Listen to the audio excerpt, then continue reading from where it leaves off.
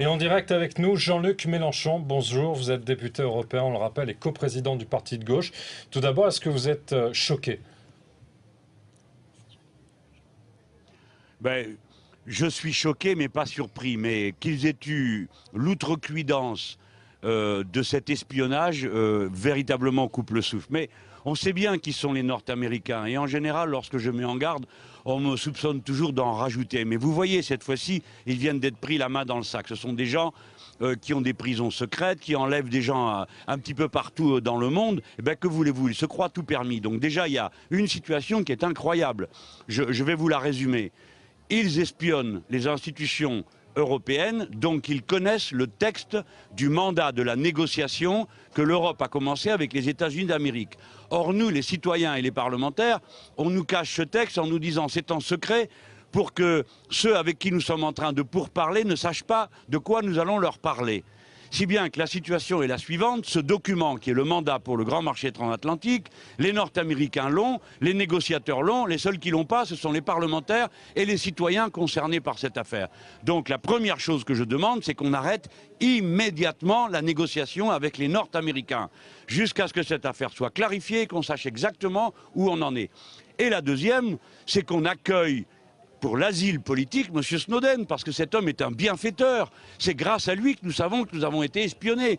Donc c'est pas normal qu'on continue à laisser cet homme errer sur la planète alors qu'il est un défenseur de la liberté.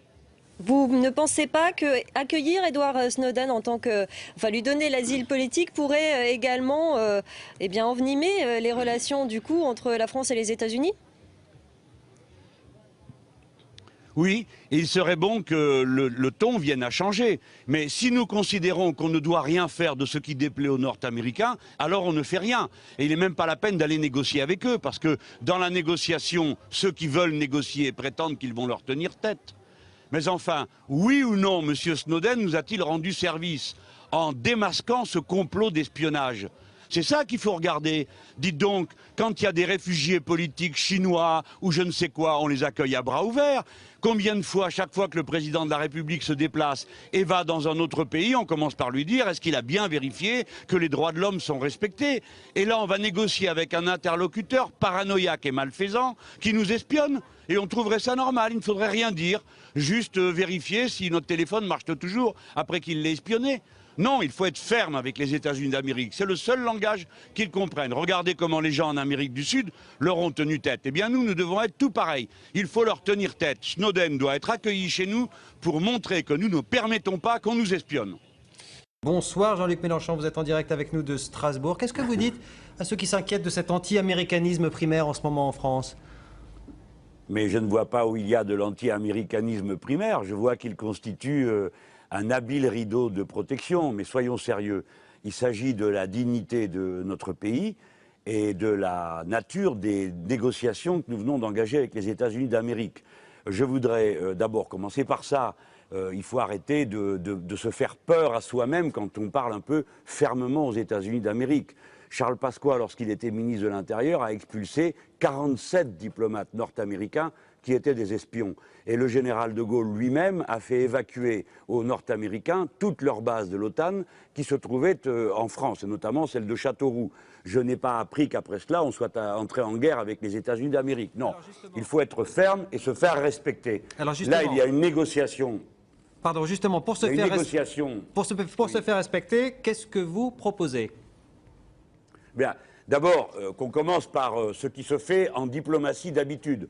On convoque l'ambassadeur des États-Unis en France et on lui demande de s'expliquer. Ça n'a pas été fait, on pourrait commencer par ça. Deuxièmement, il y a une négociation qui doit s'ouvrir totalement, qui est la négociation pour un grand marché transatlantique. Elle doit ouvrir là, au mois de juillet, je crois que c'est demain ou après-demain que ça devait se faire. Or, on nous a expliqué que le mandat, c'est-à-dire ce sur quoi va négocier la Commission, est secret, je ne sais pas ce qu'il y a dedans. Les citoyens ne savent pas ce qu'il y a dedans parce qu'il faut que ça reste secret pour que la négociation puisse avoir lieu. Or, nous apprenons que les États-Unis nous espionnaient, donc ils savent ce qu'il y a dans le mandat, et par conséquent, les seuls qui ne savent pas, c'est nous, les citoyens et les parlementaires. Donc, première chose, on arrête la négociation. On arrête la négociation. Et on dit ce qu'il y avait dans ce mandat. Avant les explications des Américains. Mais enfin, c'est une plaisanterie ou quoi ? Nous n'avons pas de service secret nous-mêmes. Nous n'avons pas de service de contre-espionnage. Enfin, tout ça est une mauvaise plaisanterie. Nous savons que les Nord-Américains nous espionnent. Et je suis persuadé que les services français le savaient. Par conséquent, la question qui se pose, c'est pourquoi certains ayant des pudeurs de gazelle ne voulaient pas poser la question aux Nord-Américains. Alors, qu'est-ce qu'il faut? Vous espérez que quoi? Comme M. Cahuzac qui vous dise la vérité? Mais bien sûr que non. Vous croyez que les Nord-Américains vont vous dire oui, oui, on vous espionnait. D'ailleurs, on faisait ça dans vos usines et on espionnait 2 millions de personnes par jour en écoutant leurs communications téléphoniques. Vous espérez ça? Or, pourtant, c'est la vérité. Ils ne le feront pas. Ce qu'il faut, c'est bien marquer une ligne d'arrêt. Donc, on arrête la négociation et j'ajoute, on accueille M. Snowden, car combien de fois a-t-on dit qu'en préalable aux négociations commerciales, il y avait la question des droits de l'homme? Cet homme nous a alertés, nous a rendu un service immense à nous les Français et aux Européens en nous mettant en garde contre le fait que les Nord-Américains savaient ce que nous allions négocier avec eux dans cet accord transatlantique. Donc cet homme doit être accueilli par nous. Alors, Jean-Luc Mélenchon. C'est absurde que quelqu'un... Oui. Justement, M. Snowden, apparemment, il n'a pas forcément décidé de venir en France. Il a l'air plutôt, pour l'instant, de pencher pour l'option Russie. Oui, il est en zone de transit de l'aéroport de Moscou. Moscou, on va retrouver justement Elena Voloshin. Pour iTélé, Edward Snowden a officiellement demandé l'asile en Russie, Elena.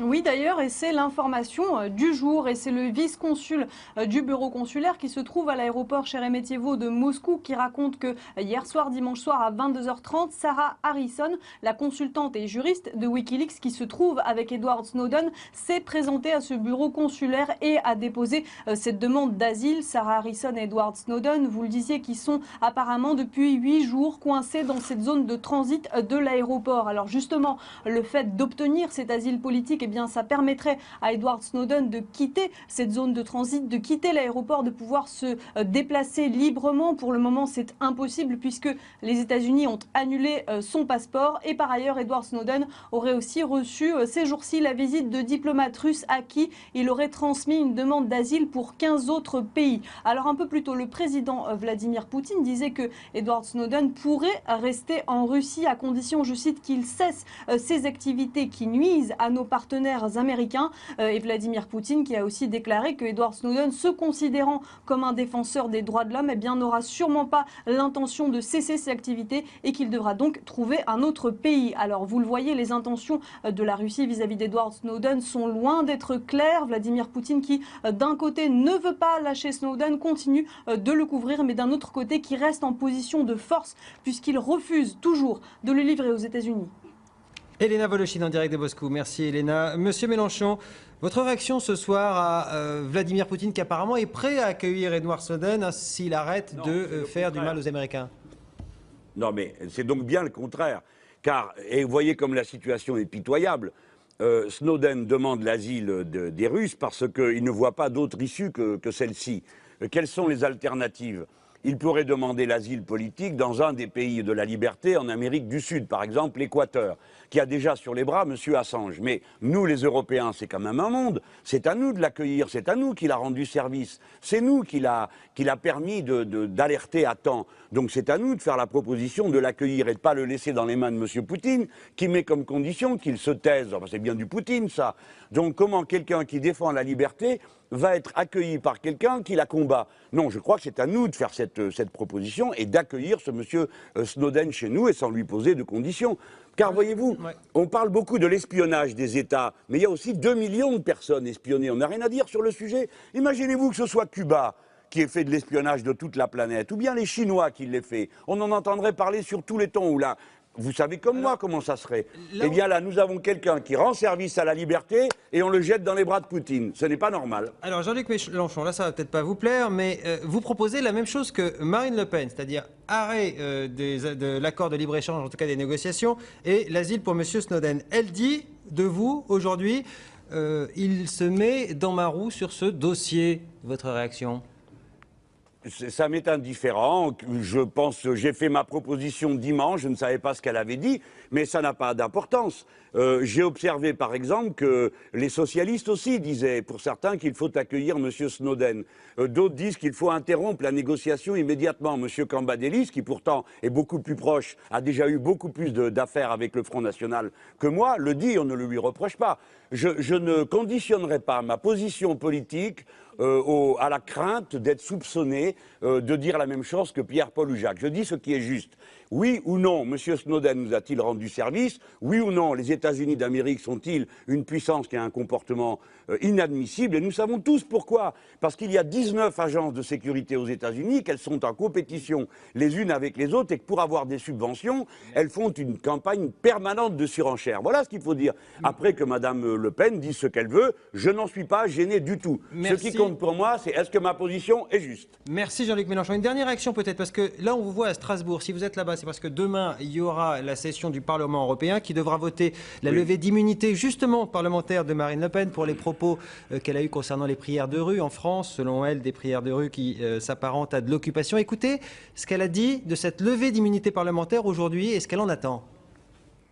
Les Français feront une très grande différence entre taper dans la caisse, détourner de l'argent, l'escroquerie en bande organisée et être poursuivi pour un délit d'opinion, celui d'avoir osé dire ce que tous les Français pensent, à savoir que les prières de rue, dont je leur indique d'ailleurs qu'elles continuent à se dérouler sur le territoire français, est quelque chose à l'occupation nazie. Oui, c'est une occupation, oui, c'est une occupation. Et c'est même dans les textes. Ça, vous le maintenez, c'est un propos que vous maintenez. Mais je le maintiens et je serai, ma levée d'immunité parlementaire sera votée par mes adversaires politique UMPS, ça ne me pose absolument aucun problème. J'irai devant le tribunal correctionnel tête haute pour leur expliquer qu'il faut bien qu'il y ait des gens dans notre pays qui disent la vérité aux Français.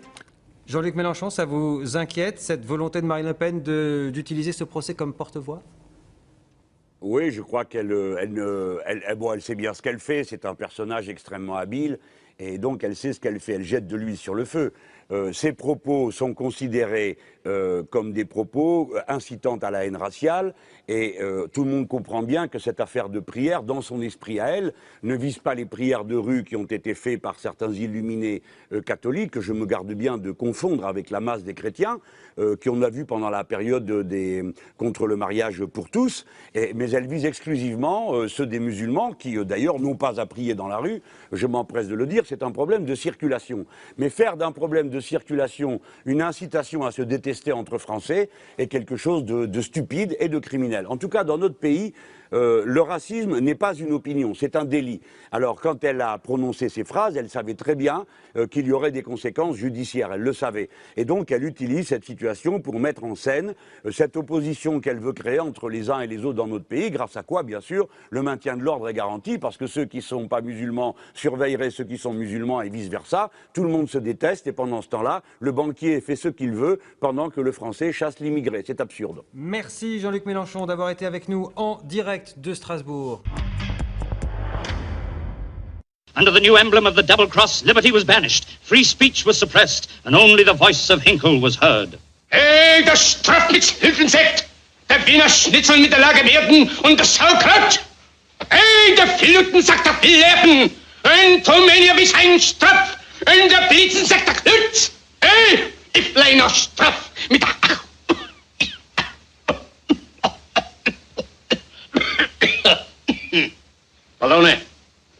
Ballone war ein Stritz mit seinen Eltern, sagt doch Jüden. Ein der Staff mit seiner Klatsch. Hey, der Stratz mit Sekretäten da. Mit seiner Tratsch mit Sketten. Meine Täter wieder straffen. Die straffen, sie straffen. Adenoid Hinkle has just said yesterday Tomania was down, but today she has risen.